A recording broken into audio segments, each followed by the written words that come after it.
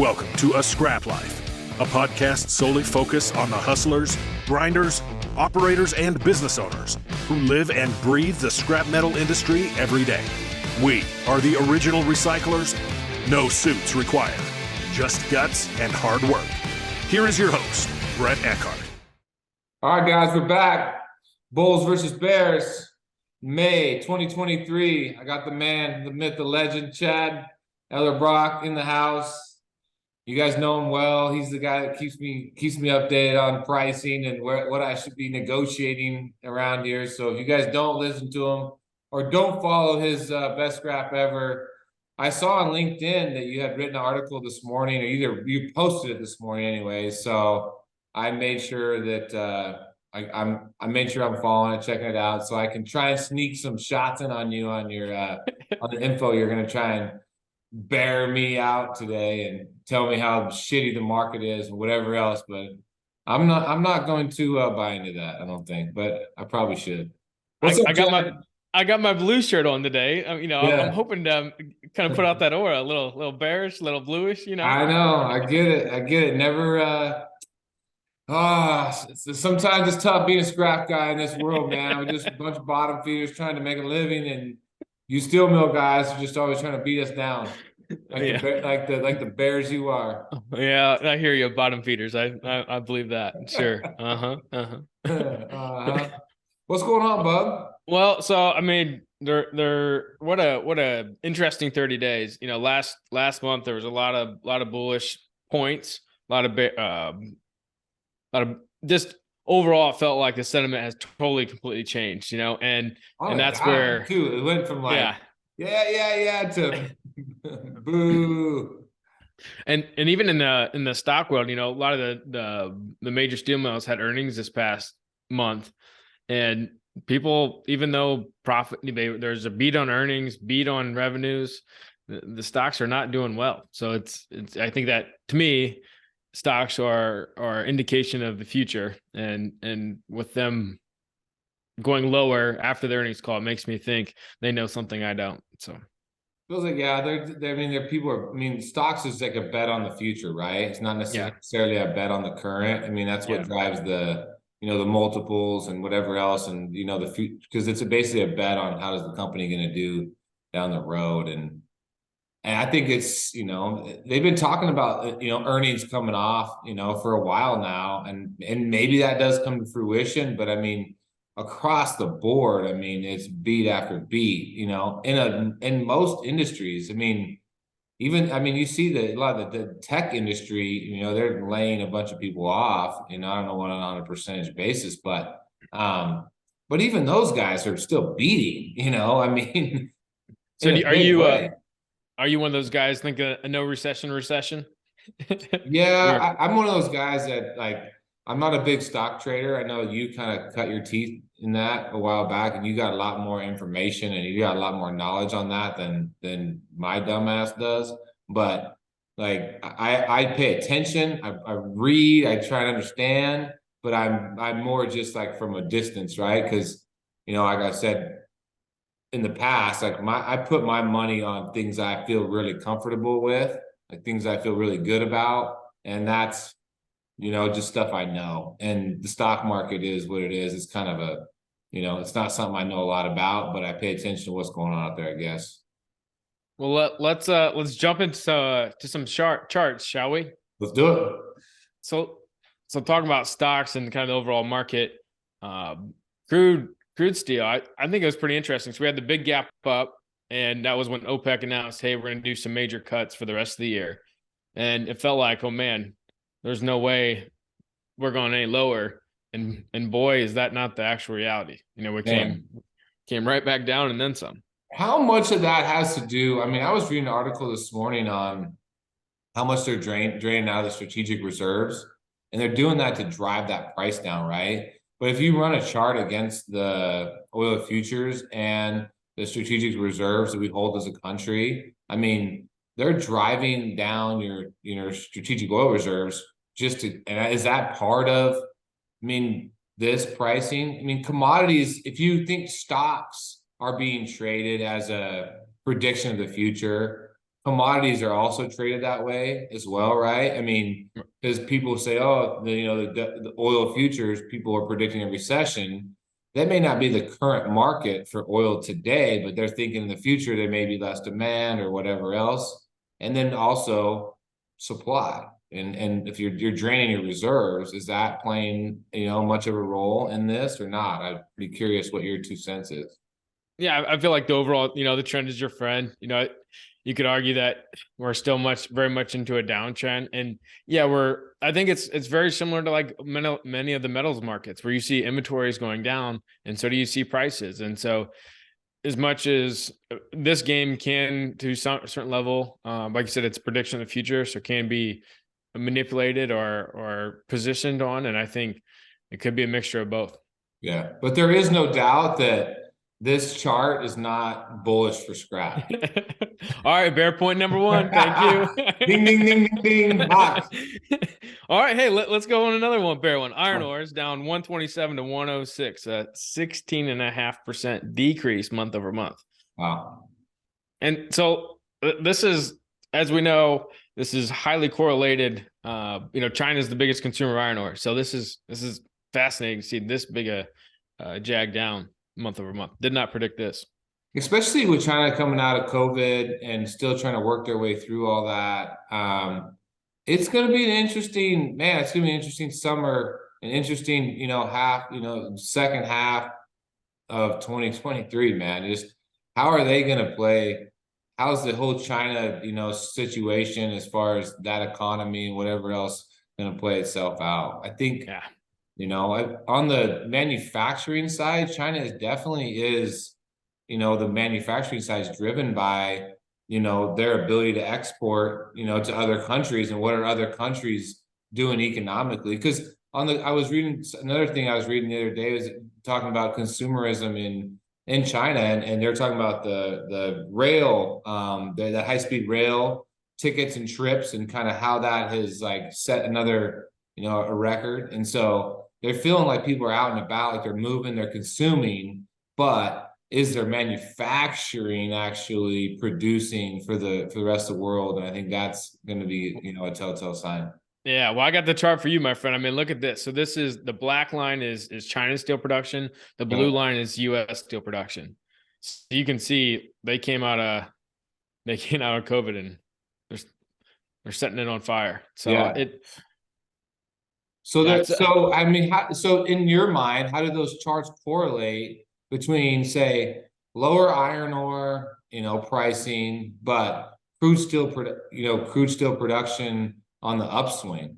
Well, I think, so now we're looking at Shanghai steel rebar pricing. So you're at 4,000 yen? Now we're down to like 3,600 yen, down 13%. And to me, this is like an indicator, like when Chinese steel mills want to run, they run, and I think this to me, this is the big pivot month over month we're seeing a lot of, it feels like the worldly steel market has been taking a pause because of all of a sudden the abundance of supply of Chinese steel in the market.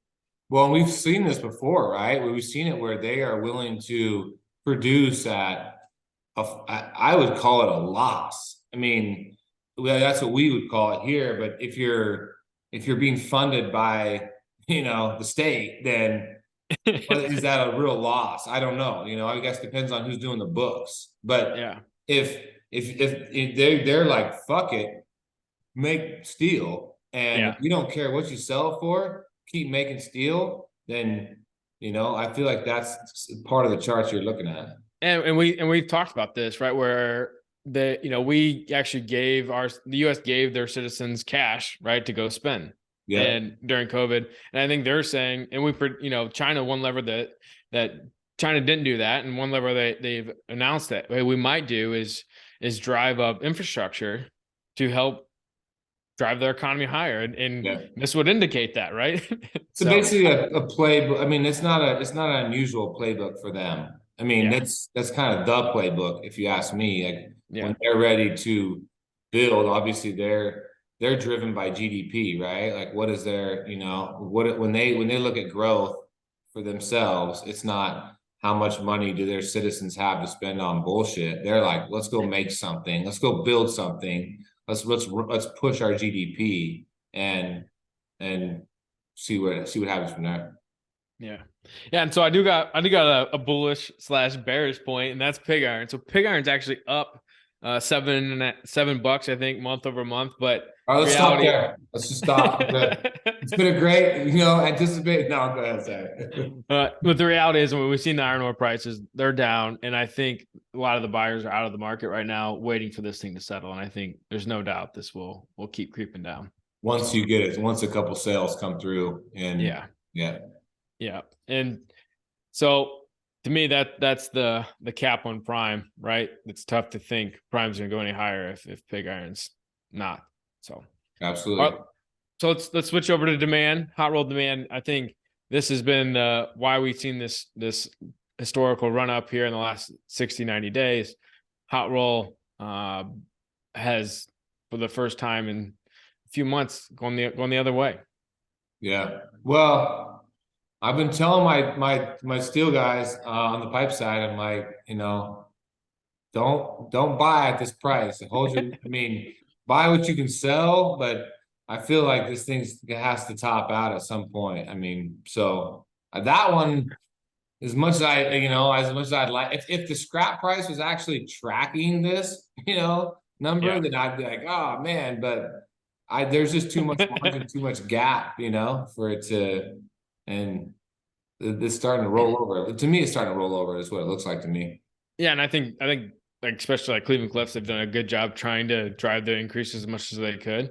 And so maybe that's why the prediction on certain stocks is lower going forward, because it's like, hey, they tried as well as they possibly could to drive the price, and we're here around $1,100, $1,000, whatever, hot roll. So, and it might stick around this price for a while, right?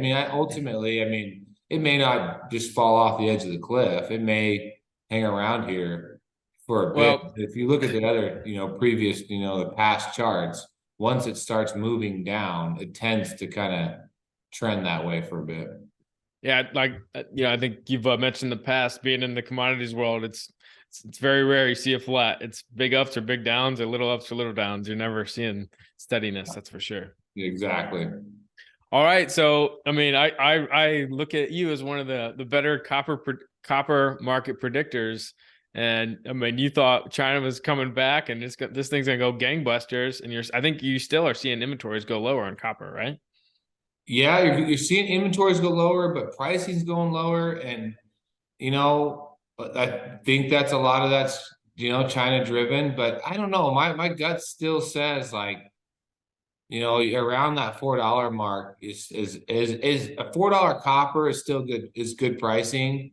I think this morning it was off a couple cents. I think everybody's just trying to figure out what the Fed's going to do, and I think that's a big driver in these base metal pricing.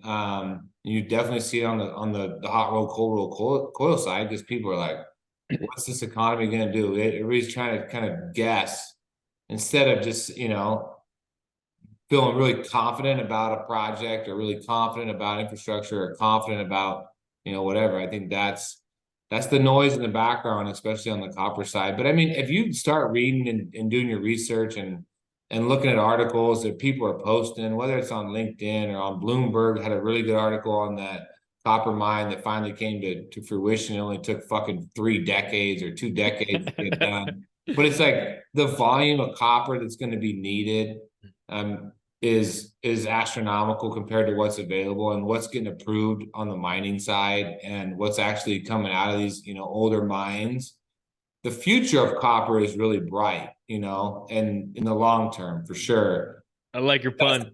What does that? Yeah. What does that say? Bright. Yeah. What does that say about the short term? I don't know. I'm not the best tea leaf reader, but All right. So you're a small yard, and the old saying, "Sell in May and go away," at least in the stock world, right? That's a stock quote. That's not a scrap quote. That's a stock quote. Goddamn, it's just not trying to influence. All right. But anyways, go ahead. Well, so I think you could say, Ferris doesn't look too bullish here in the next, 60, 90 days.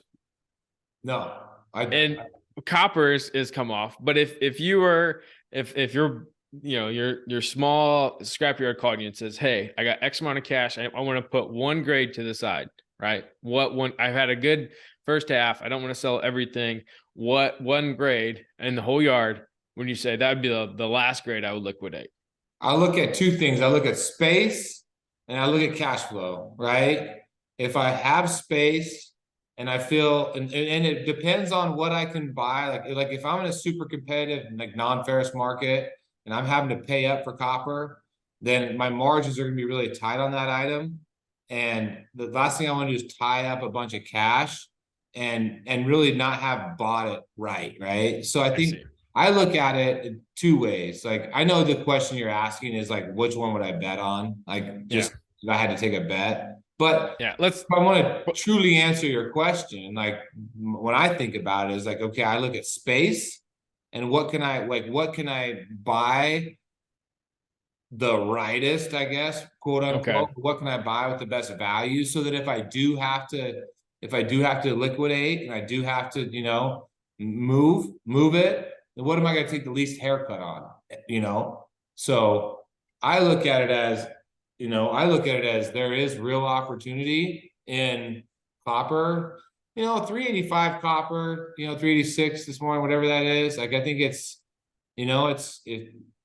not a terrible price. If copper goes down towards that $3 mark, I'm probably trying to hold some back if I can. But then again, if copper goes to $3, I think our economy is in a world of hurt, and there's some shit really, there's some real things that need to be discussed, looked at, pay attention to, because then it really comes back down to cash flow. If you're a small or medium-sized operator, you got to keep scrap moving. So if I had to bet one, I feel pretty good about copper just because of China being so aggressive. It's an easy item to export. You can export a container of copper, and if even at $3 copper, that's 120, 130 grand, right?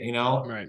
You got a $200 iron, $300 iron, you got to ship a shitload of containers to get to that, right? So so I if I was bullish, nickel feels, around this $11 in between, say 12 and 10, like that $11 doesn't feel, too crazy, high or low. It feels about where you should be. And then aluminum, I think it's had a good run. I still feel like where it's at right now it's still a decent price.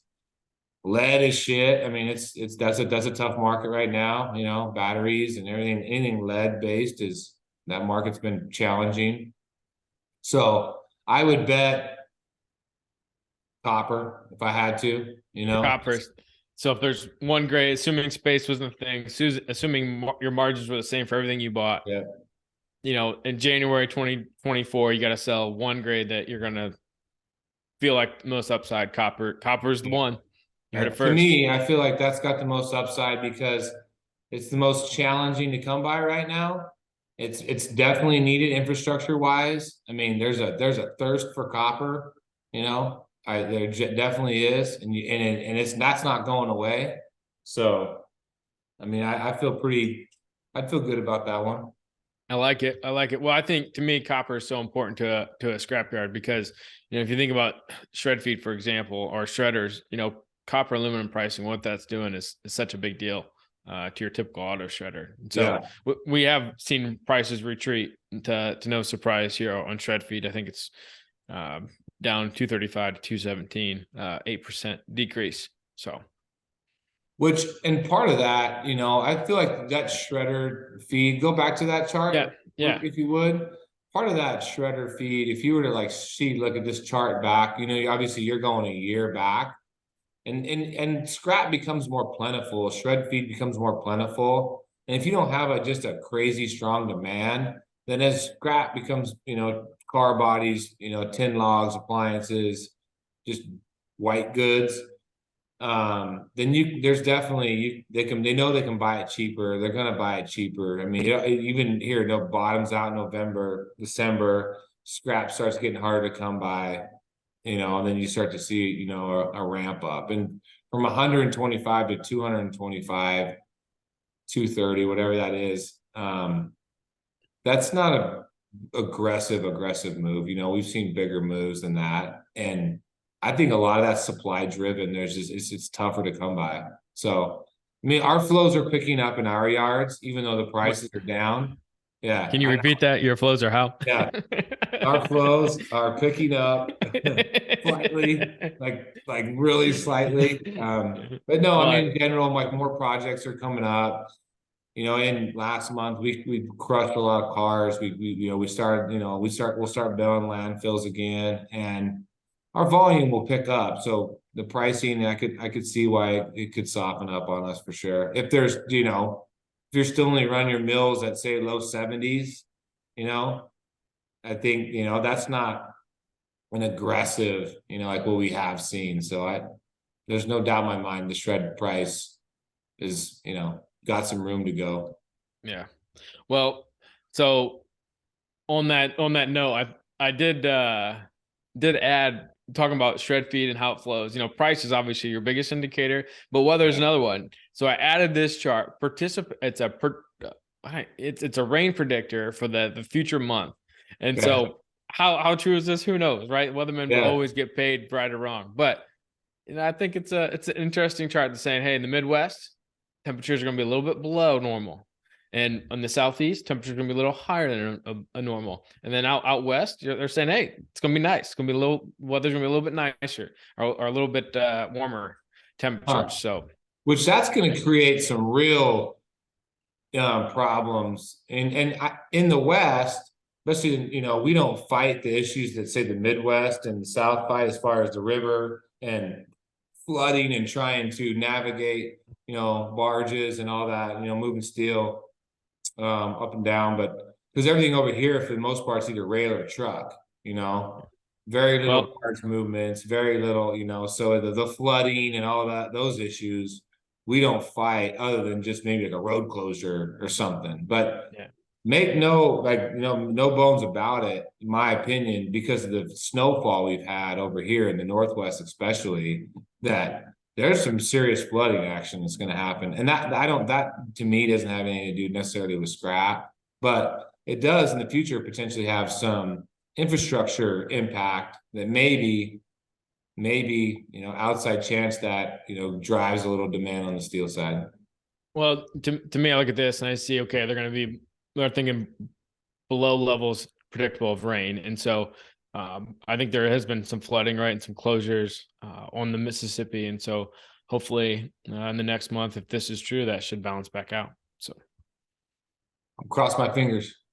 All right. This is my last chart. Well, actually, I got two more charts, but they're kind of similar. All right. So this one is what I think is the really goes back to China dumping steel, are lowering the increasing. They have definitely increased the supply of steel in the world, and so the U.S. is on track to export a combined, I think, like just shy of 600,000 tons bought ferrous scrap in April, which is the lowest level since 2022, according to Argus. So if you think about that, that just means to me, when I hear slow export market, now that's all markets, east, west, and combined in the U.S. But to me, that's like 50% lower than what it normally is. So I could see a lot of scrap being more available, especially on the cut grade side in the U.S., just because of that factor alone. Especially along the east and the south, right? I mean, that's your big. People talk about turkey price, and we've had this conversation multiple times. And while it's good for us to pay attention over here in the West, especially the Rocky Mountain West, like it's a good number to know, like where that market's trending, but it doesn't necessarily affect us, as much as just domestic consumption, other, trade routes, as we pay a little bit more attention to. But I understand the majority of the population of our country needs to know what the turkey price is. So, well, and just to reiterate, they're down 440 to 395. That's a 10% decrease. Yeah. 10. In case anybody, in case you would like Chad, to spell that out a little better. That's 10. What's 10? All right. So here's, I think this is the most important chart when we think about Turkey. So you could say, well, that market could rebound. We never know. Well, no, when I look at this chart, I say there's something fundamentally is going to have to change. And so we're seeing the rebar scrap spread. It got hammered. And so it was at 271, which, I would say was a fairly normal average, maybe on the low side the last 12 to 24 months. And today it's at 215. That's a 21% decrease. And so when you could buy Chinese billets or scrap when these kind of margins, and we all know what inflation has done over the past couple of years, it's hard to think we're gonna see Turkey demand just robustly come back for scrap. What does that look like? What does that look like the spread wise on the U.S. rebar scrap spread? Oh, well, we don't want to talk about that. Oh, I was just curious. I was asking for a friend. Hey, I just told you his prediction is, stocks are trending lower on steel. I mean, you just got to take that to note. Those margins are going to be compressed. Just asking for a friend. Just one thing I know about over here in the Northwest is, construction is still going on, and a lot of it, maybe not nearly the amount of homes being built, but everywhere you look is, man, they're just building shit everywhere. I don't know what it looks like in your neck of the woods, but I don't feel like the construction's slowing down. Yeah, and even on hot roll demand, I think we're at 9-10 weeks. Now we're at like 6 to 7. So 9 to 10 weeks is a robust market. But anything over 6 to me is a pretty still decent market. Some people could say we're 4, 5, right? So it's not like things are completely falling out of bed, but the perception has definitely changed. And that's why I think what we do is so important, because there's no indicator out there that tells you the psychology of a scrap metal vendor or a steel mill buyer or the steel service guy. And I think we capture that in this podcast. So I think that's very important. 100%. And I was having this conversation with Mikey Foon from Admiral Metals, at Isari. We did a podcast and we were talking about, like, on the scrap side, like, we are an early indication of the general economy, right? Because we're the ones servicing these manufacturing companies, that whether you're manufacturing steel buildings, you're manufacturing widgets. If you're manufacturing something in the United States, your excess material is being serviced by a scrap metal recycling company. Like, that's who's taking care of it, right? So we usually have a good feel for, like, what's coming, right? So if we say, man, our industrial volume's off 30%, that's a good indication that the economy is slowing down. Now, to what extent and all that, I mean, that's a different story. And is it just a certain geography or whatever? But if you look across the board into east, west, north, south, and everybody's like, yeah, we're probably 20 to 40, 35%, whatever that is, and it's across the board, then that should tell you that the economy is officially slowing down.